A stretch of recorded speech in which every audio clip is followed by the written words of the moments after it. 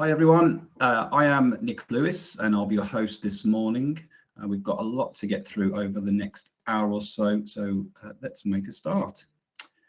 So by way of an agenda, the key insights you'll take away today are going to include an update from Claire Capel, who will be providing us with non-commodity cost updates. In particular, Claire's going to be focusing on TNUoS and CFD. Our next speaker will be David Osman, and he'll be taking us through the British Industrial Competitiveness Scheme, aka BICS, which aims to support around 7,000 businesses in the UK with rising non-commodity costs. And finally, Stacey Smith will be exploring how businesses can mitigate the impact of rising energy costs, regardless of whether they qualify for BICS or not. And finally, we'll come together as a team to take some Q&As. So please put your questions in the questions tab at the bottom of the screen, and we'll do our best to answer as many as we can. So firstly, I will invite Claire to the stage, if that's okay.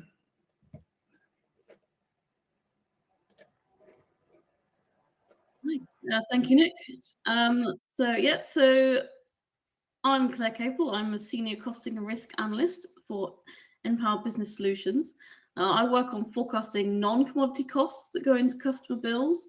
These are set to account for as much as 76% of the overall invoice cost by 2030. So they are quite important when you're considering how to manage your energy bills. As was said, I will be focusing a bit more detail on a couple of specific costs that are generally notable for both being high and continuing to increase in size over the next few years. And that's the TNUoS and CFD costs. But before I go into any more detail, I would like to gauge the current understanding so that you'll see a poll on your screen asking, when it comes to rising TNUoS and CFD charges, is your business fully aware and prepared, partly aware and prepared, or unaware and unprepared? I'll just leave that for a moment to gauge. There are generally, so far, it seems the most common result is partly aware and prepared. But there generally seems to be at least some level of preparedness and awareness around 90% of respondents. So that's good. It's good to know that people are sort of aware of what's coming and are getting prepared for those increases in costs. Thank you very much. If I move on to the next slide. So just for context, it's a quick recap on RIIO-3. So those of you who have joined any of our previous webinars may or be ready to be aware of what RIIO-3 is, and it's generally a framework around which Ofgem set costs for gas and electricity transmission and distribution. Those are generally 5-year periods. For most of them, except for electricity distribution, they started this month and run for a 5-year period, with electricity distribution following in a couple of years' time. So if I move on to the next slide. So transmission network use of system. Now, these fund the maintenance, operation and expansion of the UK's long-distance electricity transmission network. So the key point here is moving large volumes of electricity long distances across the country. Unfortunately, they have increased by over 60% as of April compared to the previous year, and they could increase by a further 50% by 2030. So it's a big cost and it's growing a lot. And it is mostly sort of structured around capacity charges with a small unit rate element. So in this case, network charging bands are quite important. So these are the bandings that are used by electricity network operators to decide how much business pays in the network charges. So some of these charges are based upon the site capacity. Now, new charging bands have been set for the 5-year period starting this month, April 26. They would have been based on an observation period a couple of years ago. Unfortunately, for high voltage and extra high voltage, those banding thresholds decreased. So anyone who was just below the threshold in the lower banding, unfortunately, will have possibly copped it and moved into a higher banding. So that's a really important thing. If you're near a threshold, it can be quite tricky because they move. Now, distribution use of system, or DUOS, uses the same banding for the same years, despite the misaligned RIO periods. The next observation period for the next 5-year period will likely be in around 3 years. They don't advertise it because they don't want people to change their behaviour specifically for the observation period. So we'll never know exactly when it is. But if you have a mind to reduce capacity for the next 5-year period, that you probably need to be looking at it in the next couple of years if that's going to be your sort of business strategy. But there can be cons to that, and there will be some follow-up on that. So for more frequent changes to bands, that is under consultation, but it's in very early days. So there may be a change coming up where you could potentially see your banding change more frequently, but we'll be keeping an eye on that and watching where that goes. Now, other future changes for TNUoS. So the Review of Electricity Market Arrangements, or REMA decision, to remain with national wholesale pricing instead of allowing wholesale pricing to be different in different regions, means that the government is still looking at if there are other options to change how charges are affected in different regions, to try and basically encourage people to build generation a lot closer to demand or build demand nearer to generation.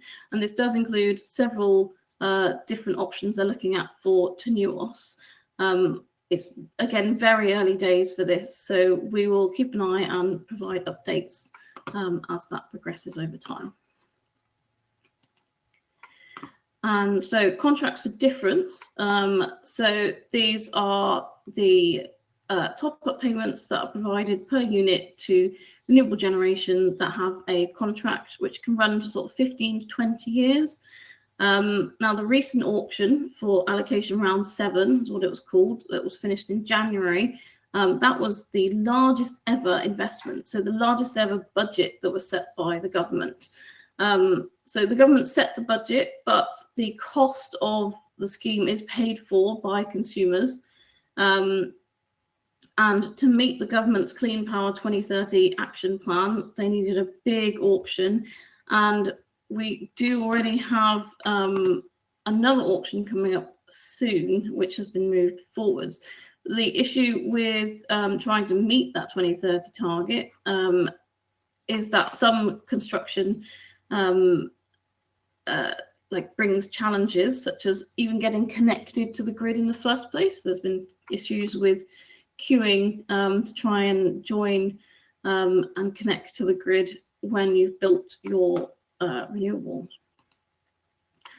So this is just a bit more detail on the AR7 results. So it shows sort of levels at which certain technologies gained contracts. So things like floating wind, they win at very high prices. There's very small quantities, but it's very expensive to build, partly because it's relatively less of a tried and tested technology, and also just generally expensive to construct at this point in time.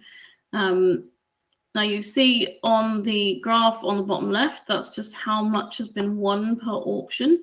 So you can see AR7 is the biggest one we've had. AR4 was the previous largest. We're expecting AR8 to be just as large as AR7 was. And on the graph on the bottom right, you can see sort of how the generation coming online is going to be showing up approximately by a year. So even before AR7, we still weren't feeling yet the full effect of all the previous auctions, because generally they'll arrange contracts that start in sort of 2 or 3 years' time. But it's just sort of adding to that stack as we go. So what's next for CFD? So to hit those 2030 targets, as I said, the government still needs to get a lot more generation online. The AR8 auction, so that's the next auction, which has been moved forwards to July 2026 in an effort to secure more generation for the 2030 target. Because like I say, usually the contracts are several years out, so they want people to win an auction in time to plan and get their generation online to meet that target they've set. So, in summary, TNUoS rates have risen significantly for this year and will continue to rise over the next few years. The government is considering updates to the TNUoS charges after keeping national pricing. So this changed the structure of how the prices are done and could impact, especially geographically. The latest CFD auction was the biggest yet, but AR8 is expected to also be another big one, and it has been moved forwards. So for more information about CFD, you can have a look at our short explainer videos that we've already provided on LinkedIn, and I believe that QR code will take you there. And yeah, that is all from me. Thank you, Claire. A really good explanation there on the big increases that we're going to see for TNUoS and CFD. So thank you. Thank you very much. I will invite our next presenter to the stage. So David, if you could join us, please, and take us through BICS. Thank you, Nick. Thank Hello. you. My name is David Osman. I'm the External Affairs Manager for npower Business Solutions. I'm here to talk about the British Industrial Competitiveness Scheme, which I'll refer to as BICS throughout. What BICS is it's government proposal to financial support for 7,000 IS8 manufacturing companies, those IS8 being industrial strategy, part of the government's industrial strategy plans. As we go through this, I understand that majority of businesses probably on this call will not be eligible for the scheme. BICS itself is supporting about 3% of sort of medium and large size businesses in the UK. But Stacey later will cover things that you can do as a business to mitigate some of the rising energy costs that we're seeing. Now, before I go into this, I had hoped that I'd be able to share government's decision on BICS. Sadly, that's not been published yet. We are expecting something within days or weeks to confirm. But nevertheless, I'll go through and just confirm some of the details as we understand it today. So first thing to say is BICS was introduced back in June 2025 as part of the government's modern industrial strategy. It's about reducing electricity costs from bills, and consultation on this was published initially on 24th November 2025, and decision is due soon. Under the proposals, businesses that qualify for the scheme will be exempt from the costs of renewables obligation, feed-in tariff, and capacity market. Proposal is that the scheme will launch in April 2027 and run at least till 2035. It will be reviewed in 2030. And our involvement so far, we've been involved quite closely with government, working through the technical aspects of the scheme and attending workshops, looking at how the scheme is going to operate and some of the background work we need to put in place with government to make sure that we're applying the discounts from bills in line with the government policy. So looking at who is eligible, so the consultation proposed using SIC, which is Standard Industrial Classification codes which identify business activity, and Harmonised System, or HS6 codes, which categorise products and goods manufactured. And there's two broad categories of businesses that will be eligible. First of all, we've got foundational industries in the left-hand box here, chemicals, composites, critical minerals, materials, and steel. Those businesses will, as proposed, will just qualify for the scheme if they have a SIC code that's within the eligible list. And a list of SIC codes was actually published by government alongside the consultation, is available on the consultation webpage as what they were proposing. Now, obviously, we're waiting for the consultation to confirm whether those will be the final codes used and whether SIC codes themselves will be used as a basis for eligibility. But that's for the foundational industries. For frontier industries, there's a two-tier eligibility criteria. First of all, there's a SIC code, but then also an HS code. So linked to the what the products these businesses are producing. So a frontier industry is a business with an eligible SIC code and produces eligible HS products mapped to a SIC code in that frontier industry. So they're looking specifically at businesses that produce certain products for these industrial strategy targeted sectors. Overall, we think there's about the government estimate about 7,000. We are waiting for the consultation decision to confirm use of SIC and HS codes, the number of businesses in the scheme and the size of the scheme generally. So at this point, I'd like to just run a quick poll, if I may, which is going to ask around, from what you know about BICS, is government support for business reaching the right sectors? So if I can just ask you to answer, the answers we got up on the screen are: it focuses on the right sectors, it doesn't extend to enough sectors, or whether striking the right balance is challenging for the government. And I'll just wait for those to come in.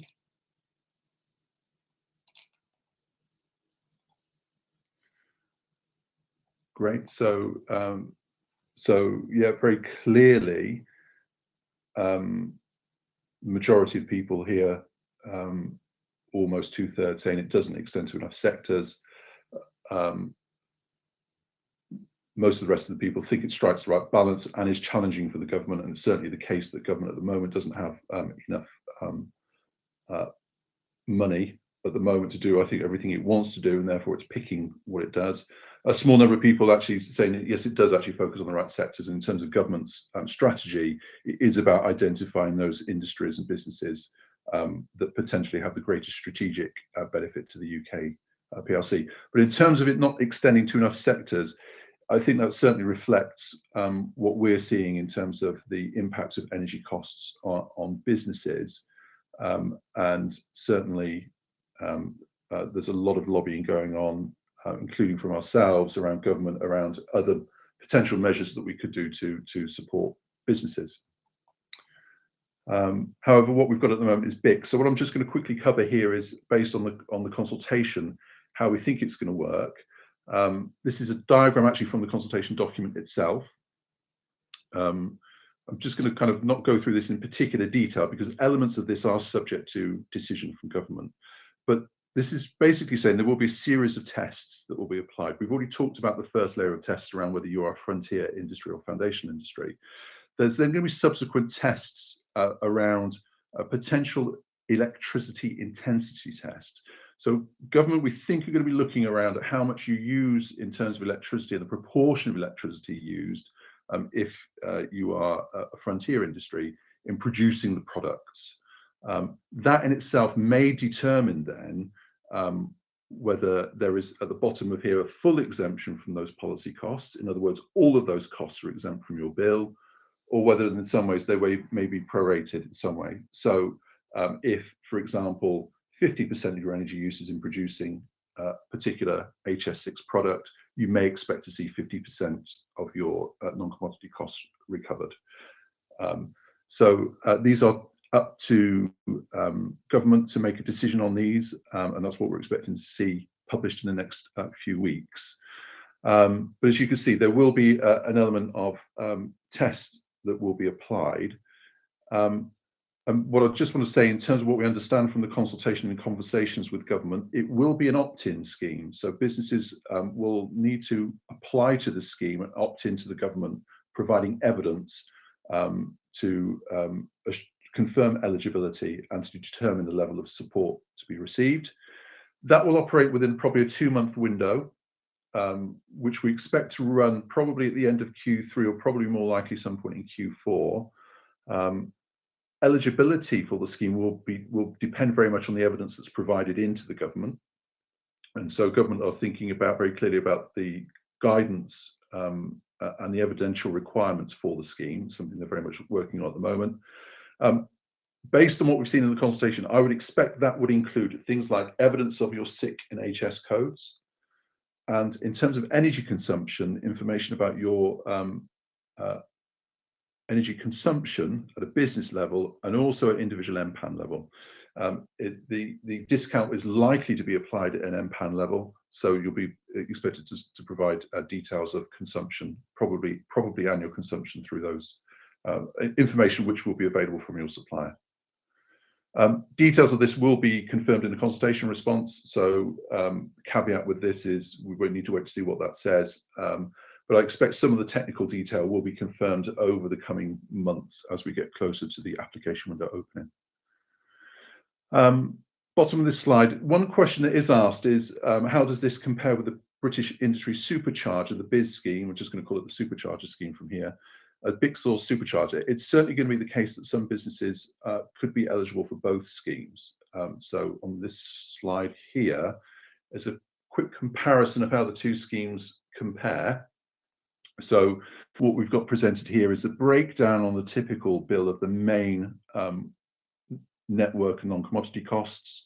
As you can see, for a standard business user, you pay all of those costs. The BIS, which is the Supercharger scheme, from this year has been confirmed an increase in network cost reduction to 90% from 60%.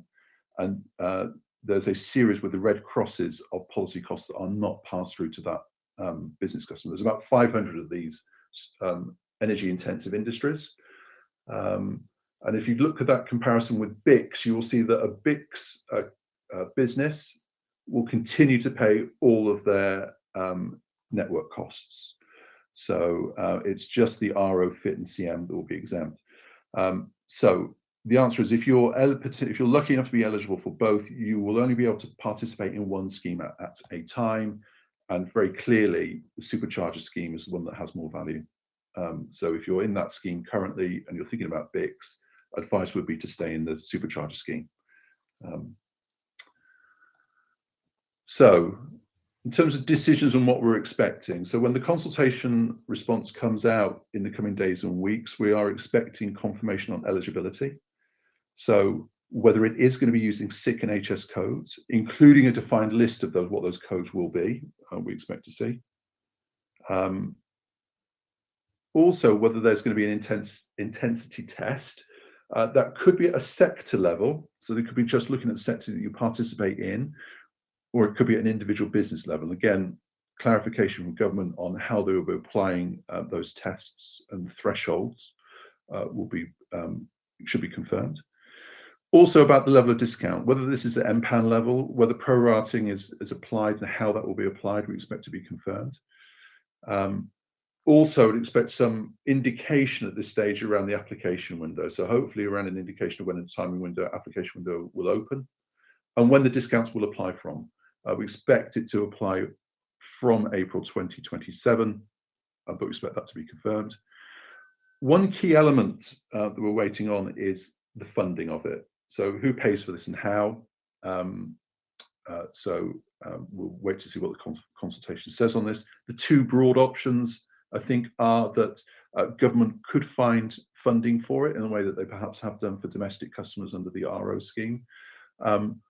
But they could also pass the cost through to all other electricity system users, as is the case with the Supercharger scheme currently.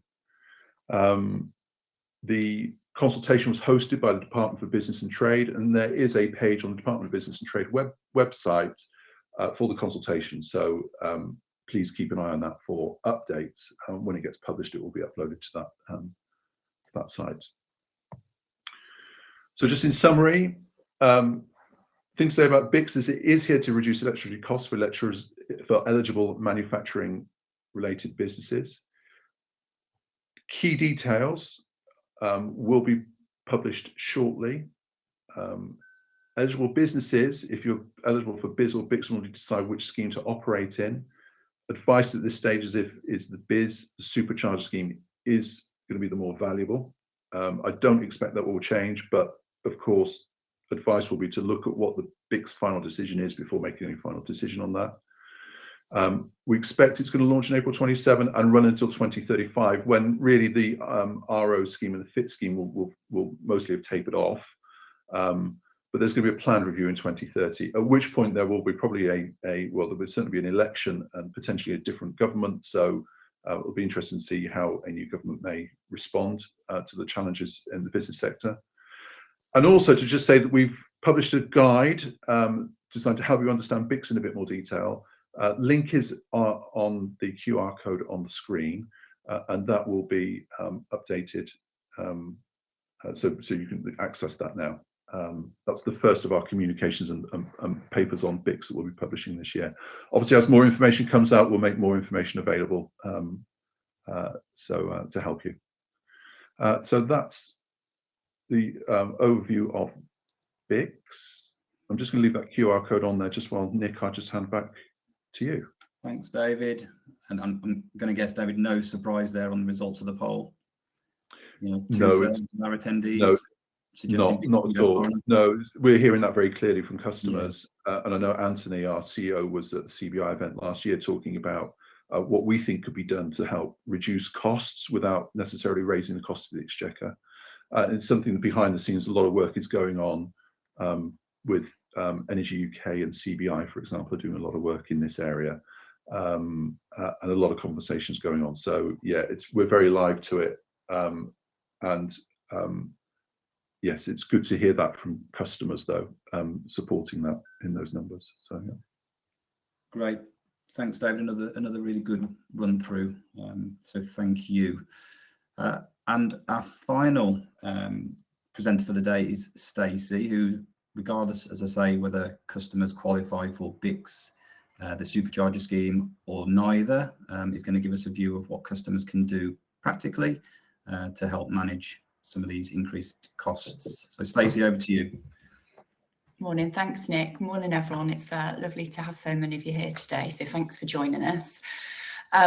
Rising energy costs, we've been hearing about them so much lately, not only the commodity prices as of late, as well as the network and government charges. And we know it is a really difficult time for businesses right now. Claire talked earlier about the non-commodity charges looking to account for 76% of the overall invoice cost by 2030.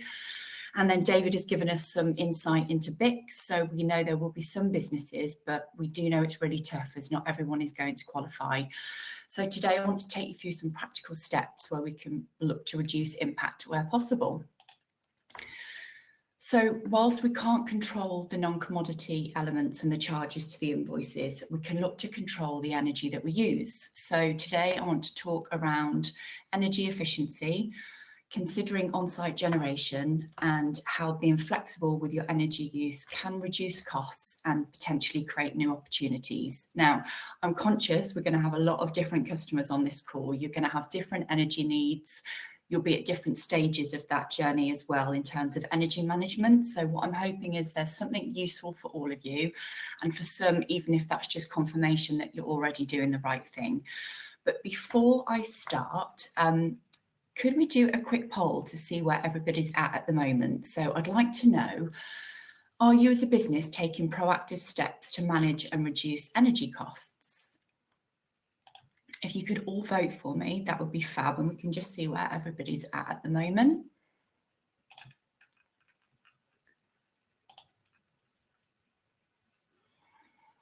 So just wait for a couple more votes to come in.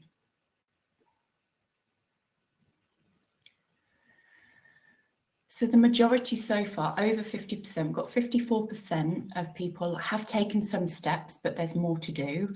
19% with clear strategy in place and people recognising that they need to act and start making steps, and then some with no plans at all. So hopefully we can run through some information today that can support. There's also a small amount that want to act but currently lack resources and funds. I'll go through these steps today and hopefully everybody can take something away from it. So thank you so much for answering that for me. So the first step in reducing your energy consumption is data visibility. Now, the biggest thing here is you can't manage what you can't see. So as a business, you should be aiming to track and monitor your energy use across 100% of your portfolio. And with an energy management platform, you can do that. There's a little example of one here on the right. you need to be checking your energy in the most efficient way at the best times, and looking at platform and being able to visualize that, you should automatically see, are you leaving equipment running? Are the lights left on? Are you heating or cooling outside of occupancy? And small immediate changes can actually have quite a big impact. You can also benchmark and compare your sites to look at best practice. Also worth mentioning is market-wide half-hourly settlement. I'm sure you've all heard of this. So the UK will be moving to track everybody's energy use in half-hourly chunks, with that system being up and running by May 27. So for those with smaller styles of meters, that will give more detailed insight than ever before. Now, through MBS and E.ON, we do offer 2 different platforms that help you visualize and manage your data. Now, I have customers that use both. So there's one platform where customers are simply tracking their metered half-hourly data, and another that gives further insight with detailed sub-metering, where you can overlay additional utilities to get a real picture of everything you're using on site. Now, both approaches have helped my customers identify quick wins and also optimize longer-term plans for energy use and reduce costs.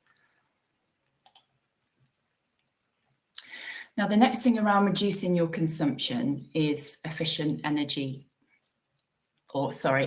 efficiency audits. Now, these are not a one-off exercise. I think if you've had an audit in the past, please do repeat them. Technology and energy management approaches are always evolving. So even if you've had an audit, repeat it and see where you can find additional ways to save.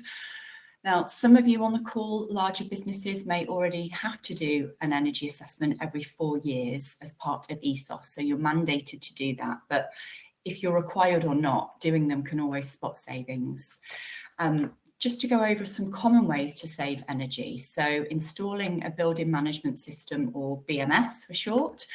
That system can control heat, cooling, lighting, security, and depending on the controls you have with a BMS, you can cut energy costs by up to 20%. Now, there's also, moving on from that regular BMS, you can look at smart BMS using AI to automate, which constantly optimizes. It will pick up issues before they arise. And something a lot of you may have already done, it's quite a simple fix, but upgrading lighting, it can be quite powerful. Just switching to efficient lights with motion sensors and daylight controls can reduce your energy lighting cost by up to 60%. And then I would also recommend sub-metering for those that want to really identify anomalies and maximise efficiency within their sites. That's also quite important if you want to look at managing your load and flexibility benefits, which I'd like to talk about later on.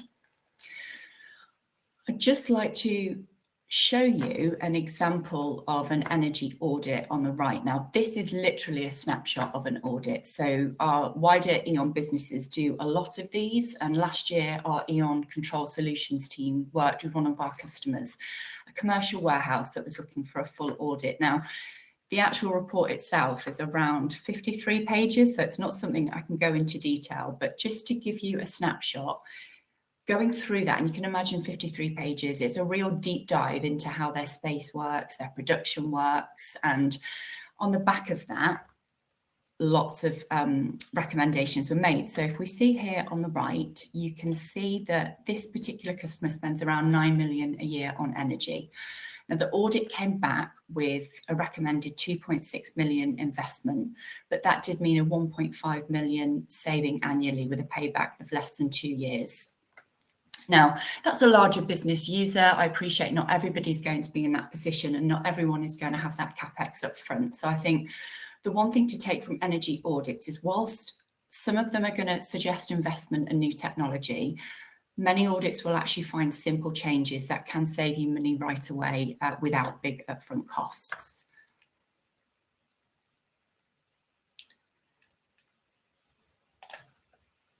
Apologies, moving on to the next slide. So next I want to talk about installing on-site generation.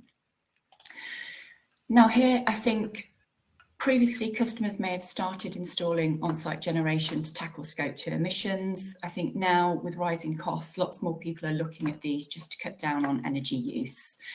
And something to note is energy generated behind the meter does avoid industry charges like BICS, CFD and capacity market fees. So anything you're going to generate is going to support on reducing those charges. And as we say here, on-site generation simply means producing energy where it's consumed. So just to run over a few different types of on-site generation. So one of the leading generations is solar PV. It's a really popular way for businesses to generate energy, especially if they have good sunlight exposure. So don't just think of your standard rooftop that you have on a house. Think of car parks, you could have carports. If you've got spare land, you could also look at larger scale installations. Obviously, the amount of energy you generate will depend on the size of the site and how much energy you use yourself, location, etc. Now, again, our UK business units do install a lot of solar. Couple of examples, worked with a zoo in the UK. Now, they had a really large outdoor space and we were able to create and install a full solar meadow that now generates around 24% of their power. And then moving on to something like rooftop, we worked with a large exhibition venue in the UK to install 925 panels, and that now generates between 5 and 10% of their annual energy.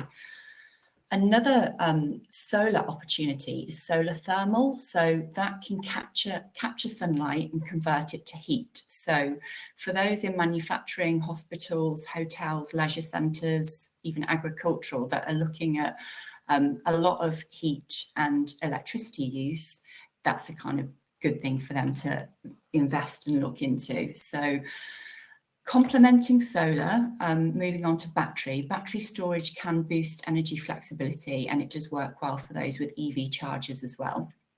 Now, one thing to note with battery, it does require more space, and it is a bit of a complex installation comparatively. So it could be a longer setup with a slower return on investment, but technology is constantly evolving, as with all of these generation. So it is still a good long-term investment. And then a little bit more niche, looking at wind turbines. They can work well with strong, consistent winds. So location is key, but factors like space here are going to be huge, very highly regulated as well. So there's a lot to consider before installation. And then also combined heat and power, CHP systems. Now they generate electricity and heat together. So they're beneficial for businesses with consistent demand for electricity and heat. Again, manufacturing, industrial facilities, thinking about hospitals, universities, hotels, food processing plants as well. Numerous businesses that can support. So I've mentioned solar generation as quite a popular choice at the moment. What I wanted to do here was give you two different examples. So we've got a ground-mounted PV at a cereal production site and a roof-mounted PV at a restaurant site. Now, I won't go through all of the details here, but you can see here we've got very different size sites with different number of panels that we're installing. Now, within this, you're going to get different return in terms of how much you're going to be saving on emissions, how much you're going to be generating. But I think one thing to really point out here is whilst the different costs and different size in generation, you are seeing a similar return on investment with that payback. Both here, we've got 4.9 years and 4.21 years. So I think depending with solar, a lot depends on the size of the install and what options there are for you. Now, depending on that size, there are options to work with energy partners who can fund that for you via a power purchase agreement. That's where the energy partner will install it, own the asset, and then provide you a cost for the energy. But generally, where a business is looking to cover that cost up front, you're typically looking at a payback of under 7 years against a life expectancy on the PV of 25 years. Now, appreciate on-site generation isn't for everybody. Obviously, there's funding involved. There's the size of your site as well, of how much you're able to generate and what that will impact for you. So next, I'm going to talk about flexibility. And I think with flexibility, there's a bit of a misconception. It's just for larger businesses. However, it can be for everybody. So if we start with looking at embracing those flex opportunities, we can see here on the right, we've got a graph showing us that costs do peak between 4 and 7 weekdays. Now, energy flexibility is simply adjusting your energy use based on price, grid needs, or renewable availability. And here we really see that peaking in that 4 to 7 window. So this is where all businesses can have that opportunity to save. So if you can shift or reduce your costs between that 4 to 7 window, you can make immediate reductions. If shifting isn't possible, you can look at a time of use tariff potentially. Now, some larger businesses can really move their full production during these 4 to 7 windows and shift that completely and definitely make some headway in savings. But there are simple steps that everybody can make. Think about dimming lights, reducing heating, adjust your refrigeration. We did a case study on an office in Nottingham last year. So as we can see here, 500 employees. Now, they simply reduced their HVAC for an hour during peak time and saved around 8,500 last year just by doing this with no comfort impact whatsoever. So obviously there's larger steps you can make in manufacturing, etc., but small businesses can also benefit here. So flexibility, it is different for everybody. It depends on how much you consume and when you do consume. So I would just like to run over 4 things to consider when thinking about flexibility. It is a strategic capability, and now is the time to start acting.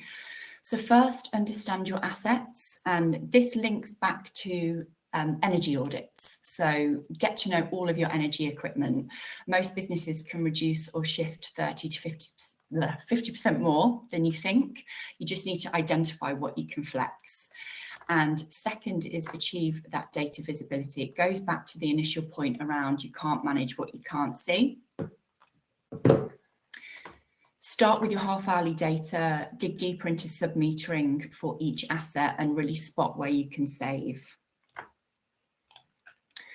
Next, we talk about structure for access. Now, this is simply understanding your product and the market that you're in. So smaller businesses, those on fixed contracts, as I mentioned, save money by using less between 4 and 7. Think about choosing time of use tariffs. If you've got solar panels or EV, that can make the most of your energy.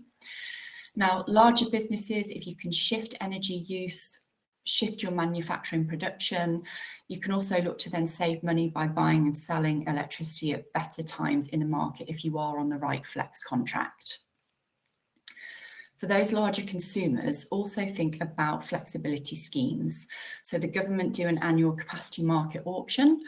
NESO have demand flexibility service and balancing mechanism. And for businesses that are able to reduce quickly or switch to on-site generation, NESO has a fast frequency response scheme offering additional opportunities. And then finally, automate and optimize. So automated sites can capture 3 to 5 times more flex value. So think about smart tech, automation and AI being the best way for businesses to make the most of their energy flexibility.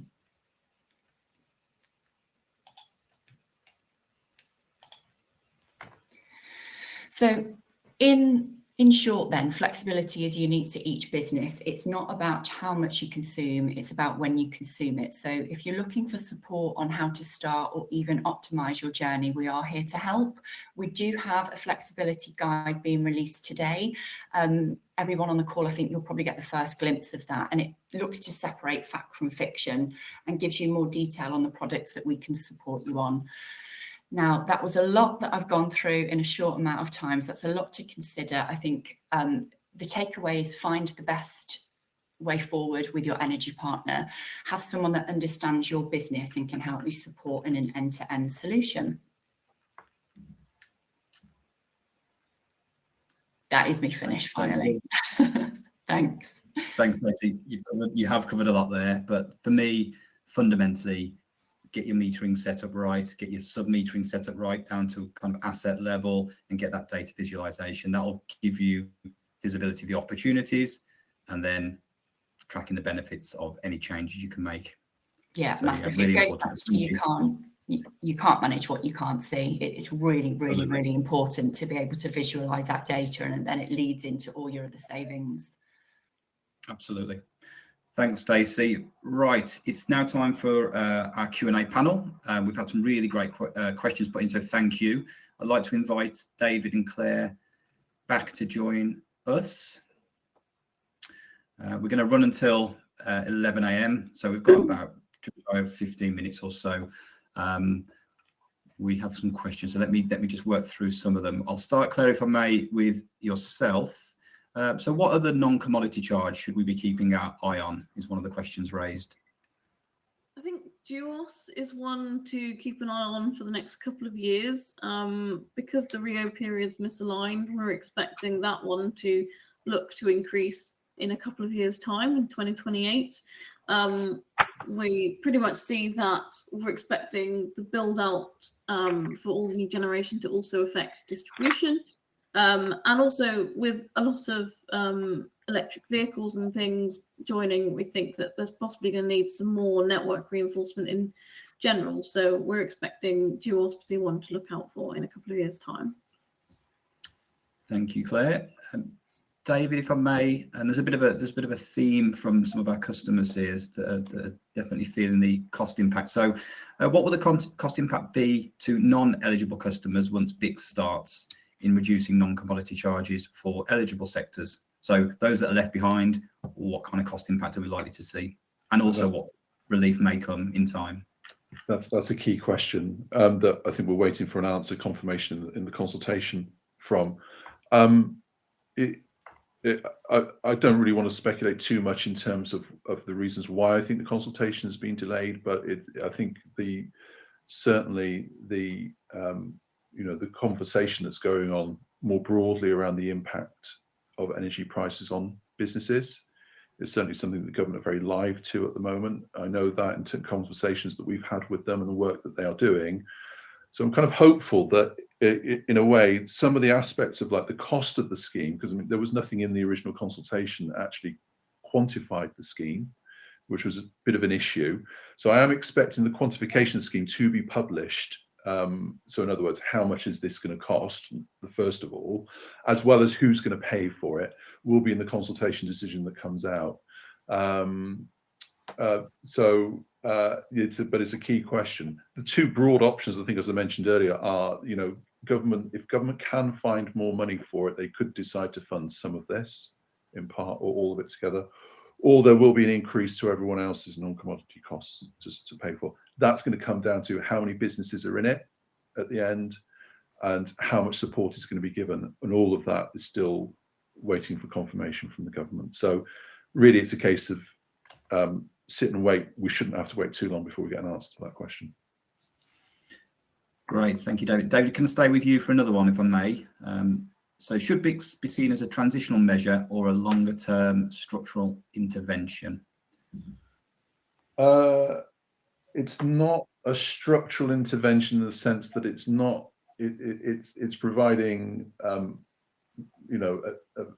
reduction in some of these non-commodity costs. Those non-commodity costs are still there. It will operate so much for a period of time so that basically the FIT and the RO schemes, because those were paying funding generators, that those schemes are closed to new entrants, and the amount of support those businesses get is time limited. So those start to drop off in terms of, so that those will eventually reduce to zero over time. And most of that will happen over the period of time of BICS, CM less so. So in a way, it would be unfair for me to categorize it as sticking plaster, but it is there to address a concern around the costs to specific targeted industries from the government. I think there's more, certainly there's a lot of conversation going on in the energy industry at the moment around more structural changes. Energy UK, for example, this week published a paper around some what they would like to see government do to enable more innovation in supply business. But I think there's a lot of conversation going on behind the scene around what costs there are on the system and how those are recovered. Ofgem and government are looking at those currently. So there's a lot of that to be decided. Does that answer the question, Nick? Just from my perspective, David, so that's Okay. Good. just Okay. for the audience as well. Thank you, David. We'll come back to you, I'm sure, as well.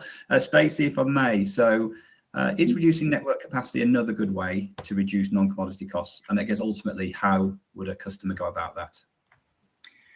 Reducing network capacity, KVA, I get asked this a lot, to be honest. It's quite a big conversation that I'm sure a lot of you are wanting to talk about. It is quite complex in that you need to ensure your business is completely future-proofed. So what you're using today, you might think, I can cut that down, but do think about future-proofing. Think about, are you going to be adding EV? Are you going to be electrifying more at site?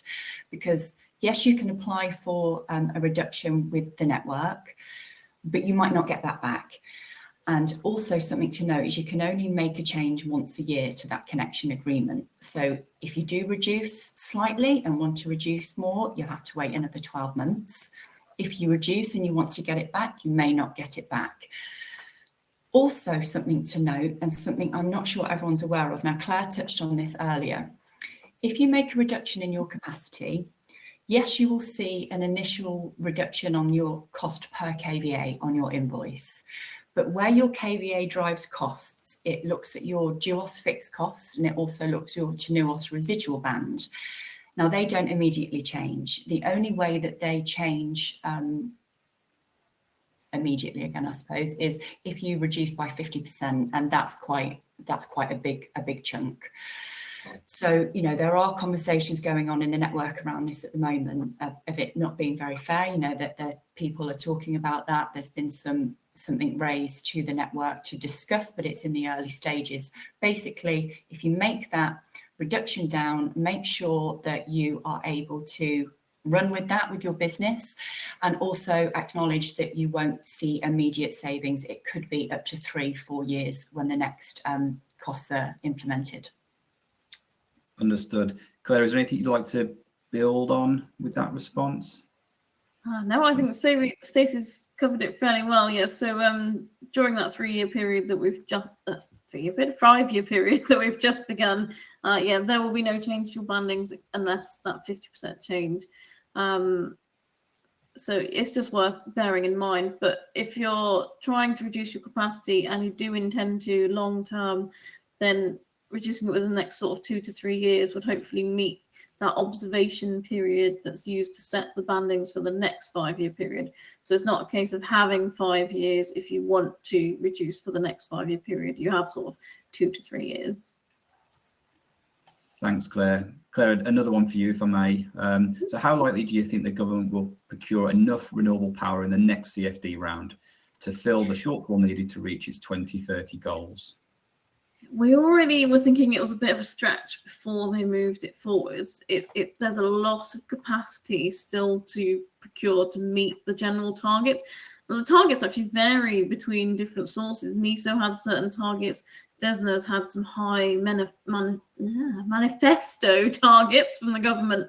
But generally, we see they're probably going to need to gain sort of another 30 gigs of capacity. Now, there wasn't that much additional that joined the last auction, and if there's less time than usual to prepare for the next auction, I don't know whether there'll be that significant amount of generation that will be ready for this early auction round, given it was already a stretch when it was originally scheduled for.